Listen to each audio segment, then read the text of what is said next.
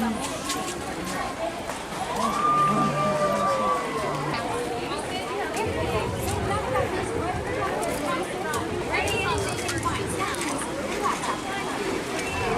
it is not all bad.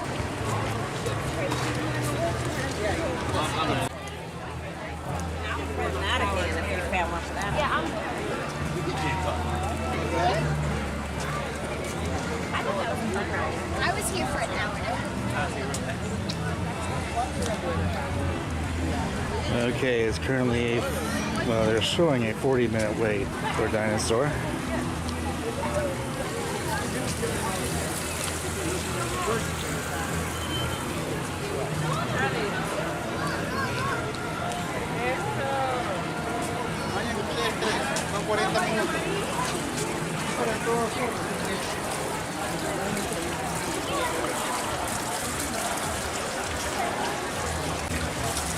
Alright, so dinosaur will have to be next time. Okay, we're going to be heading towards Dino-Rama. Let's see what it looks like over here. Oh, I found Pluto.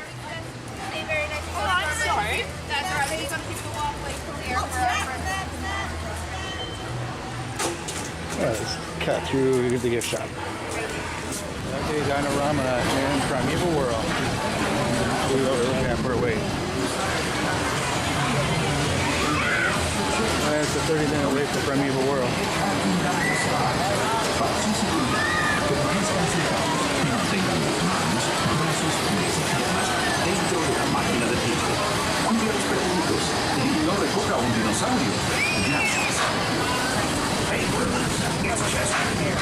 Reminding you of your safety to stay seated at all times. With your hands. Yeah, right over here is history.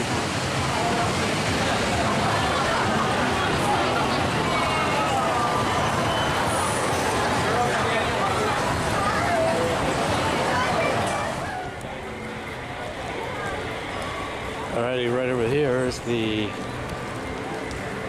viewing area for Rivers of Light. Let's take a overview.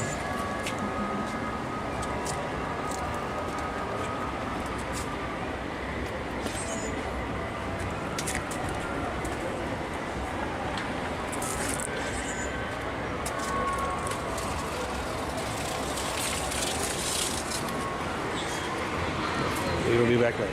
Okay, it's in the wild, the home of Finding Nemo, the musical. Happy birthday. But we're going to have to come back and do that another time. So you guys are really proud of it.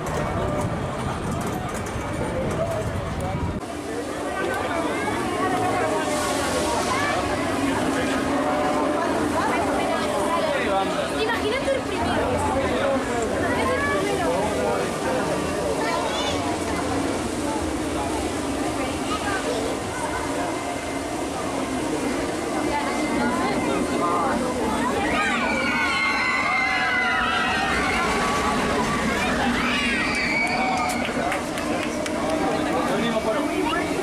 Okay, let's see what the wait looks like. Okay, Everest is at a 75-minute wait or a 20-minute wait, single rider.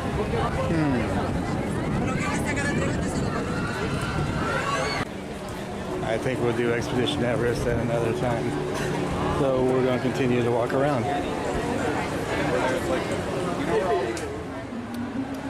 Okay, we were just over on that side, now we're over here.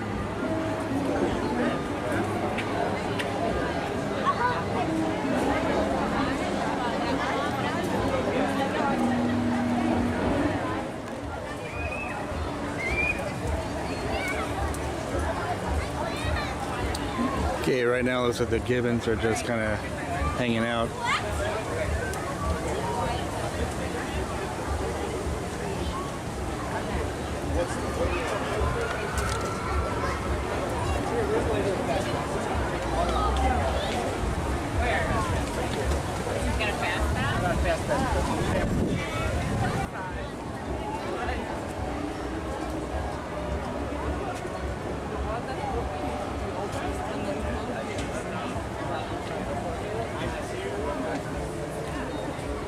One of the best looks of Everest.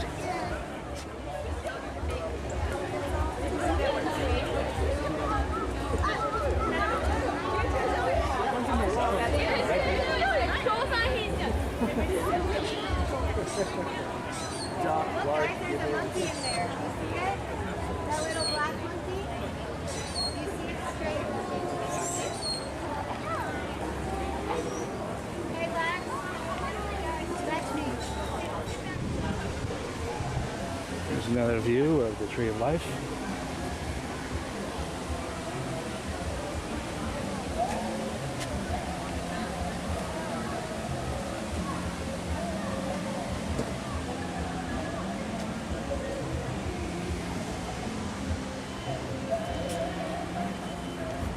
It's a wide open area now. I think because they put the stage in right here. Oh.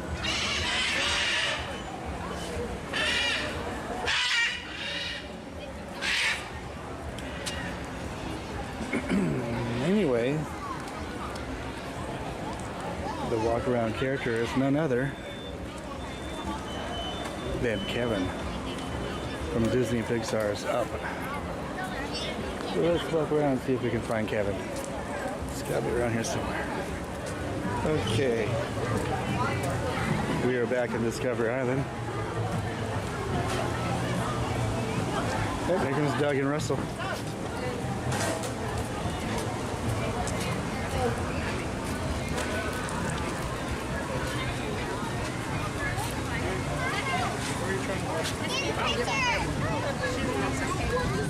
Yeah? He's gotta go somewhere else.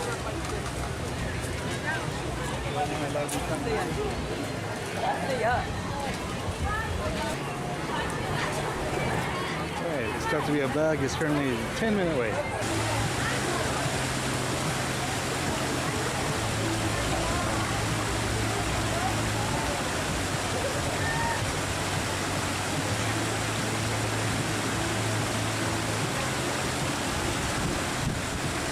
That would be a ringtail lemur.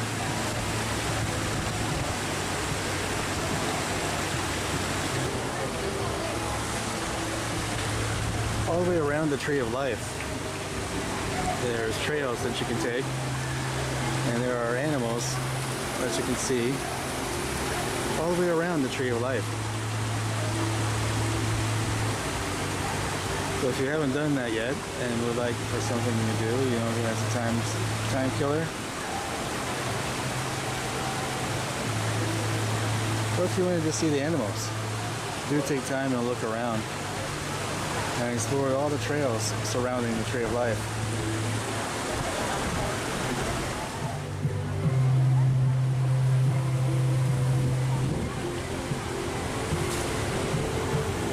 And the retail lemurs have a nice big home.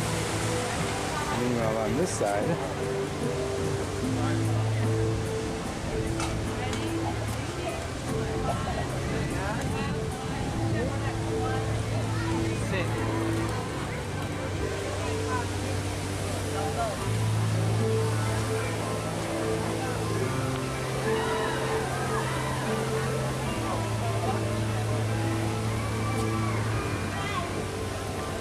looks like a store, but we got some.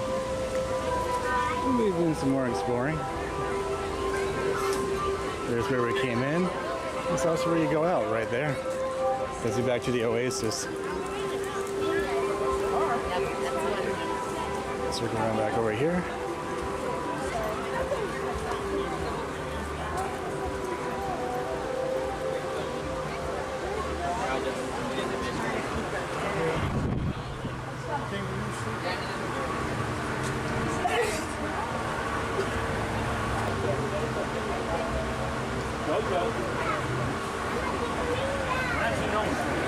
No joke. They sound. Okay, we gotta go. We have a Kevin spotting.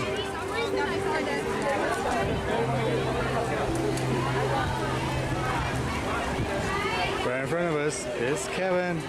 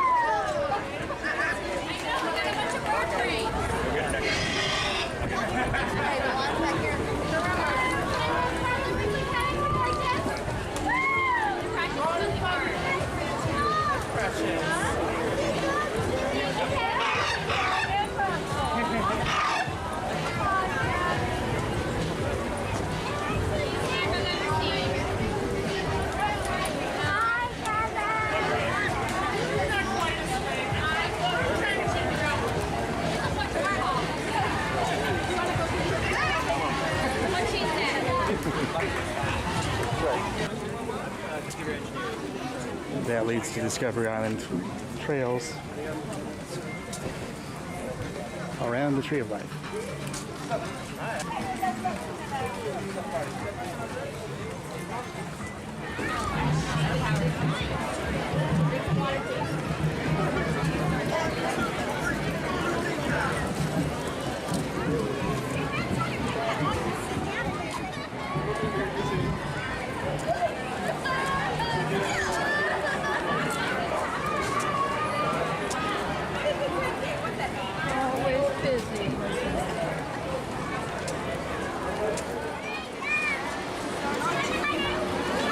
Alright, looks like it's a 65-minute wait for the safari. But never fear, we have a fast pass. And the animals who live in here are masters of camouflage, especially the okapi, out on the right-hand side.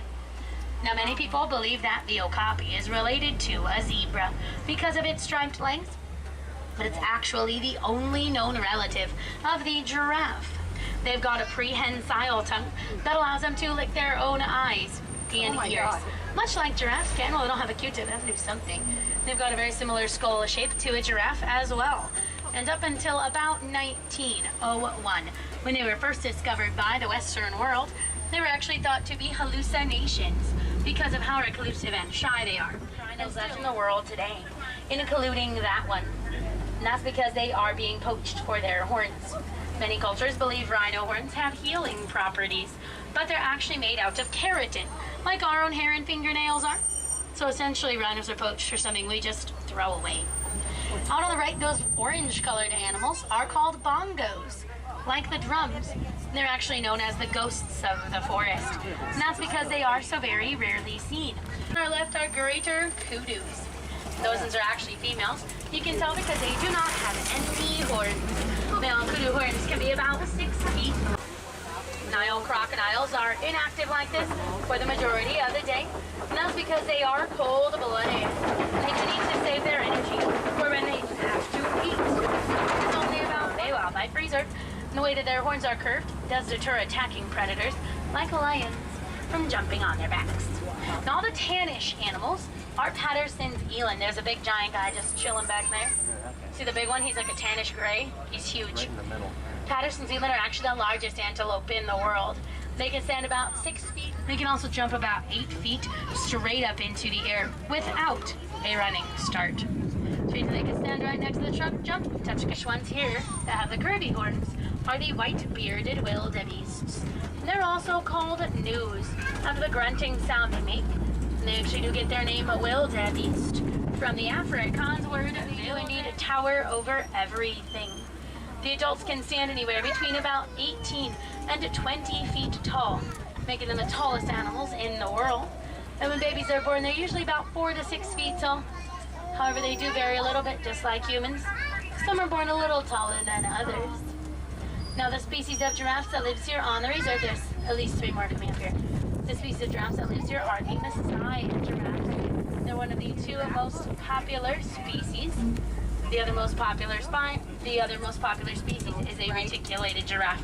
You can actually see it up on the animal's sort of messy-like pattern. The reticulated giraffes have a more smooth pattern. It's almost like a net. Yeah. All their spots are different, just like human fingerprints. Some are lighter, some are darker than others. For example, these 2 out here, these 2 little babies, one of them is a little bit lighter, more orangey than the other one. One is slightly darker as well. So their spots are each pretty unique, pretty different as well. They're 2 little babies. That's why we stopped here, because they're cute. Look at them. Part of what makes those little giraffes continue. Their entire species will go extinct within the next 12 years. And that is just for artwork. There's a small baby one out here as well. It's the teeniest, tiniest little one out there. Kind of more towards the corner, looks like it's nursing off of mom. The wardens have been keeping tabs on the baby. They're estimating it to be about 2 years old and weigh around 1,500 pounds, which sounds quite large, but to 11,000 pounds. If that baby is a male, though, it would weigh about 14,000 pounds once it's fully grown. Now, humans aren't just poaching elephants. They're actually also... Now, they cannot possibly make up the gap that poaching has created because their pregnancy is about 22 months long. So one of the easiest things that we can do to help them out is to recycle those items. It's also the least. Now here on the left is a flamboyance of greater flamingos. What some of them are doing is something known as head flagging. That's what it sounds like. And it's called head flagging because they turn their heads back and forth like flags, waving in the wind. And they do that to get their flamboyance in sync before they begin to mate. It is essentially the flamingo mating dance. Gotta watch a little bit there. They're not fully headed again, but we will not see the lions again. So, again, we'll talk about the animals on the right in a moment, but I want to make sure you get your fill of the lions before we carry on. Now, contrary to popular belief, it is actually these lionesses that do all of the hunting. The male lion, he just kind of stays behind, and he will watch over the pride, the territory, and any cubs that might be around. Since there are no cubs on the reserve, he has a pretty easy job. Lions are also exceptionally lazy cats. They will do absolutely nothing, and I do mean nothing, for around 16 to 20 hours a day. Now, they're not always asleep. Males tend to be more black in color, but if there is no male, then the most dominant female will develop a darker color. A group of rhinos like this is called a crash. It's perfect for them because they've got terrible eyesight. I'll just right here. Rhinos usually have to be within about 10 feet of something to see what it is. They actually navigate better through their sense of, and they do not sweat. They actually get most of the water that they need from the plants they eat. And up until about 2016. There's baby. Baby.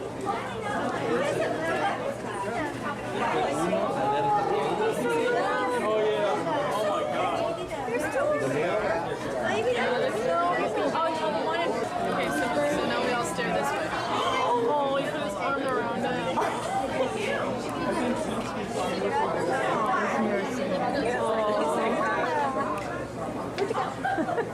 Everyone's supposed to be doing this now.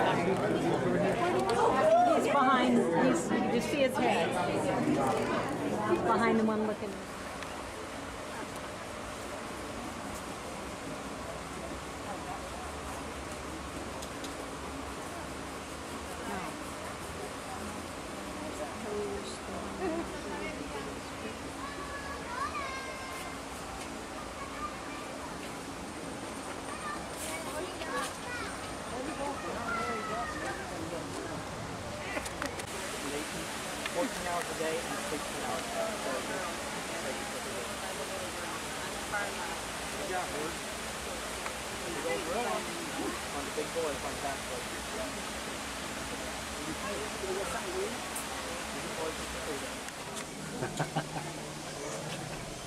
See the tigers? Yeah, two tigers. You wave to the tigers? Say hi to them. Don't see him anymore. Went way down.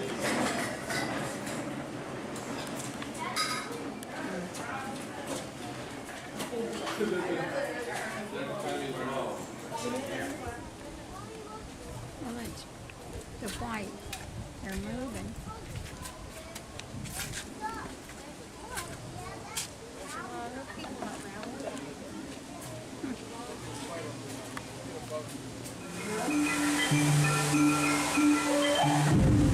The floating mountains of Pandora. Incredible.